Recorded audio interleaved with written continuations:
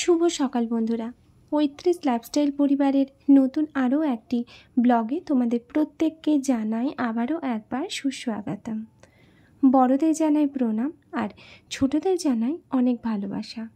আশা রাখি যে তোমরা যে যেখানে আছো সুস্থ আছো আর ভালো আছো।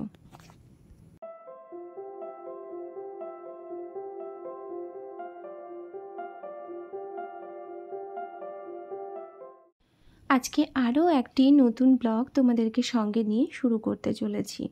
আশা রইল আজকের ব্লগের শেষ পর্যন্ত তোমরা সঙ্গে থাকবে। তাহলে চলো শুরু করি আজকের ব্লগ।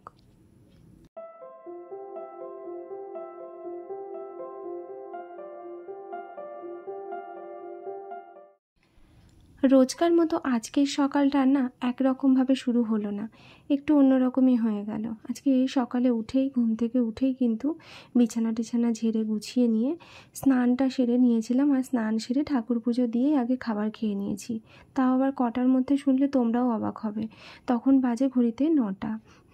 তোমাদের দাদাভাই উঠে আমাকে অনেকটাই হেল্প করেছে। ওই যে বলে না যে একটা মেয়ে সংসারে তখনই টিকে থাকতে পারে যতক্ষণ যে মানুষটির হাতটা ধরে এসেছে বাড়িতে, সেই মানুষটি মানে যতক্ষণ পর্যন্ত সাপোর্ট করে না ততক্ষণ পর্যন্ত একটা মেয়ে কিন্তু সত্যিই সংসারে টিকে থাকাটা তার কাছে কঠিন বলে মনে হয় না।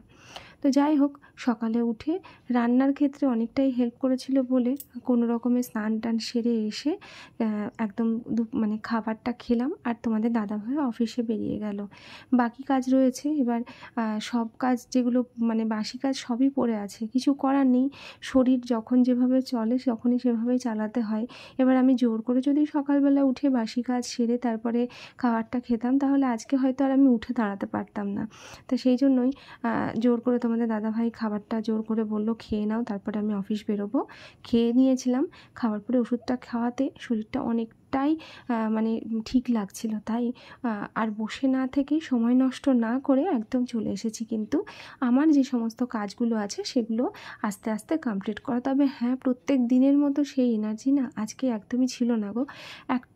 একদমই ভালো লাগছিল না কাজগুলো করতে, কিন্তু ওই যে হয় না যে তোমার ইচ্ছা থাকবে না কিন্তু তাও তোমাকে করতে হবে। এই যেমন ছেলেদের ক্ষেত্রেই বলি না কেন, প্রতিদিন কি কারো অফিসে গিয়ে প্রত্যেক দিন কি কারো বাইরে ইনকামের জন্য বেরোতে কারো ভালো লাগে? তাদেরও তো ইচ্ছে করে একটা সময় বা একটা দিন দুটো দিন বাড়িতে একটু রেস্ট নিই। তো সেক্ষেত্রেও যেমন সংসারে যখন 5টা মানুষের দায়িত্ব তার মাথাতে থাকে না, তখন তাকেও সেই ছুটতে হয়, সেই তাগিদে তাকে ছুটতে হয়। ঠিক সেরকমভাবে একটা মেয়ে যখন সংসারের দায়িত্ব নেয়, ঘরের দায়িত্ব নেয়, তখন তাকেও কিন্তু শরীর খারাপ থাকা যাই থাক না কেন তার কাজগুলো কিন্তু তাকে নিজে হাতে কমপ্লিটও করতে হয়। তো যাই হোক, সেই মতো একদম রান্নাঘরে এসেছি। রান্না টান্না যা করেছিল আমি তখন কিছুই পরিষ্কার করা হয়েছিল না, সেই জন্য একদম পুরো রান্নাঘর ক্লিন করে বাসন টাসন যেগুলো যা ছিল সেগুলো যতটা পারলাম সমস্ত কিছু ধুয়ে টুয়ে কমপ্লিট করে নিলাম।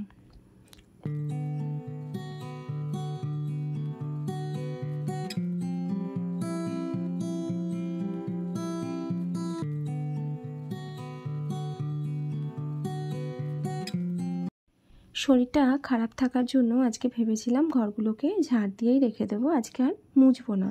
কিন্তু তারপরে মনে হলো ঘরটা একটু নোংরা নোংরাই লাগছে, আর এমনিতে শরীরটা খারাপ থাকলে দেবে ঘর বাড়ি বা বিছানা টিছানা পরিষ্কার পরিচ্ছন্ন না থাকলে না আরও মনে হয় যেন বেশি অস্বস্তি করে।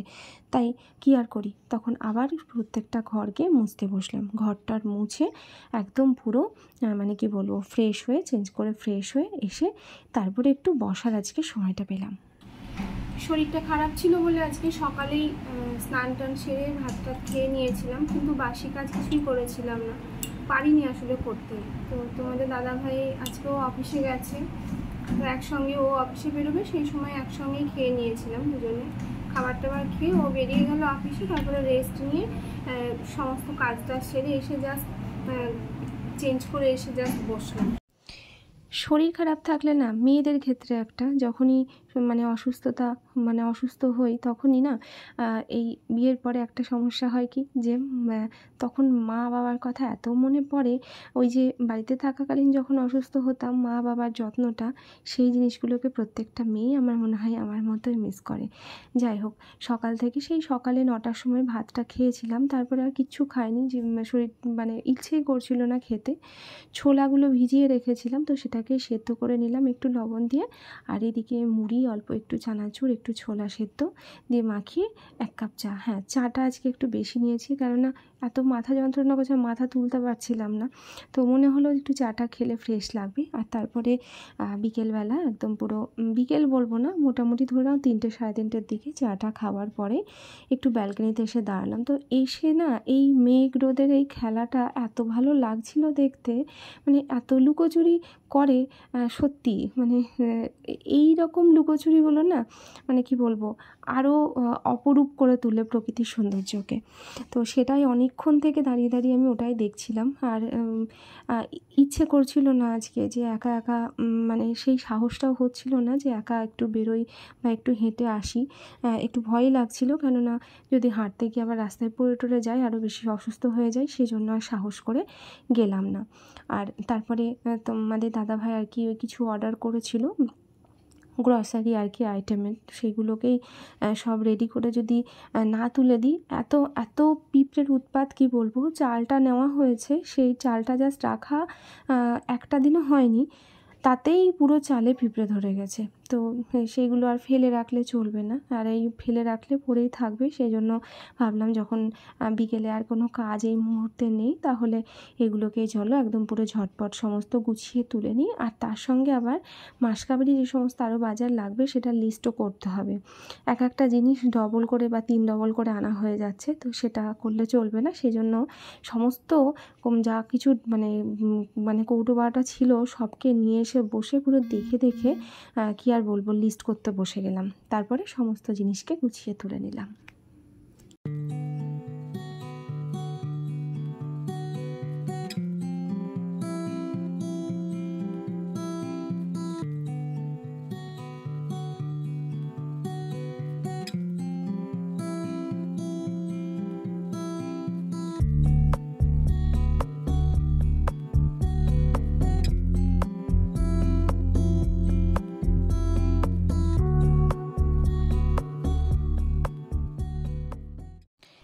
সংসারের দায়িত্বে যেহেতু মেয়েরা থাকে, তাই এই সমস্ত জিনিস কোথায় কি রাখা হচ্ছে না হচ্ছে, কোনটাতে কোন কৌটোতে কি রাখা আছে না আছে, একমাত্র কিন্তু সেই মেয়েটাই জানে। তাই যখনই দেখবে বাড়ি ছেড়ে তুমি যাবে কোথাও, তখন না এই সমস্যাগুলো হয় যে কোথায় কি আছে সেগুলো একটু খুঁজে খুঁজে দেখা। তবে একটা কি, তোমাদের দাদাভাই মোটামুটি মাঝে মধ্যে যেহেতু রান্না টান্না করে, হেল্প করে, তাই ওর একটু ওই সমস্ত ব্যাপারগুলোতে নলেজ আছে বলে এই সমস্যাটা আমাকে অন্তত এখনও পর্যন্ত ফেস করতে হয়নি। তবে কিছু কিছু জিনিস থাকে যেগুলো হয়তো জানে না কোথায় কী রেখেছি না রেখেছি, সেগুলো বলতে হয়। তোমাদের সঙ্গে কথা বলতে বলতে এদিকে কিন্তু আমার মোটামুটি গোছানো প্রায় রেডি হয়ে গেছে। তো এই সমস্ত কৌটোগুলো বা ঢোকগুলোকে এখন আমি ওই কী বলবো, ওই লক্ষণ রেখা দিয়ে দিয়ে রাখবো না। তো এইগুলোর মধ্যেও এত পিঁপড়ে ধরে যাবে, আমি আর এগুলোকে এমনি রাখতেই পারবো না। তো চলো আগে এই কাজটা কমপ্লিট করে নিই।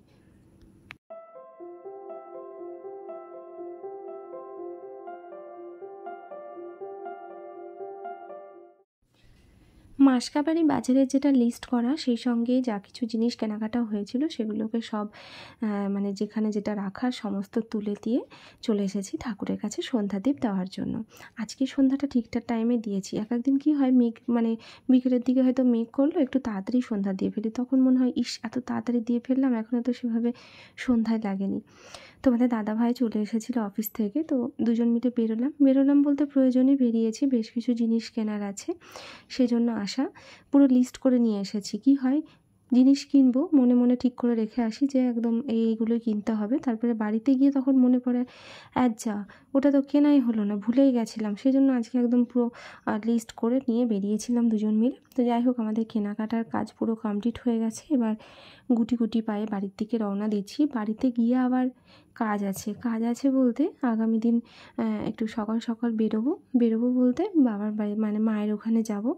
তো সেই জন্য জিনিসপত্র মানে ব্যাগপত্র প্যাকিং রেডি করতে হবে। সেভাবে নেওয়ার কিছু নেই, তবুও মেন জিনিস যেগুলো, যেমন হেডফোন, চার্জার, যেগুলো ছাড়া চলে না এখনকার জীবন, তো সেগুলো তো নিতেই হবে। তো মোটামুটি যা কিছু জিনিসপত্র গোছানো, তো একদম বাড়িতে এসে ফ্রেশ হয়ে কিন্তু চলে এসেছি জিনিসপত্র গোছানোর জন্য। তাহলে চলো এগুলো যেগুলো যা কিনে নিয়ে এসেছি সেগুলো তুলি, তার সঙ্গে ব্যাগটাকেও কিন্তু আমার রেডি করে নিই।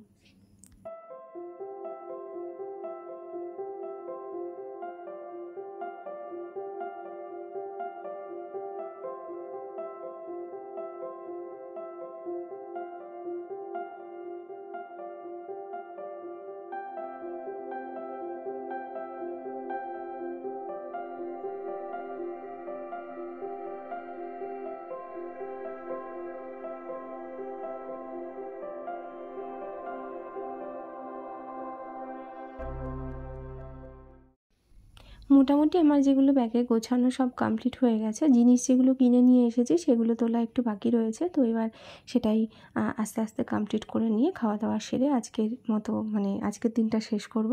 তো বন্ধুরা, আজকের ব্লগটা এর থেকে আর বেশি বড় করছি না। তোমাদের আজকের ব্লগ কেমন লাগলো সেটা কিন্তু তোমরা অবশ্যই কমেন্টে জানিও, কমেন্টে জানাতে ভুলো না কিন্তু। আর এখনও পর্যন্ত যে সমস্ত বন্ধুরা চ্যানেলটিকে সাবস্ক্রাইব করোনি, তোমরা প্লিজ চ্যানেলটিকে সাবস্ক্রাইব করে পাশে থেকো। আগামী দিনে তোমাদের জন্য আরও যাতে নতুনত্ব ব্লগ নিয়ে আসতে পারি। আর হ্যাঁ, তোমাদের সঙ্গে আমার আবারও দেখা হবে আমার ওয়েত্রিজ লাইফস্টাইল চ্যানেল পরিবারের নতুন আরও একটি ব্লগে। ততক্ষণ পর্যন্ত ভালো থেকো।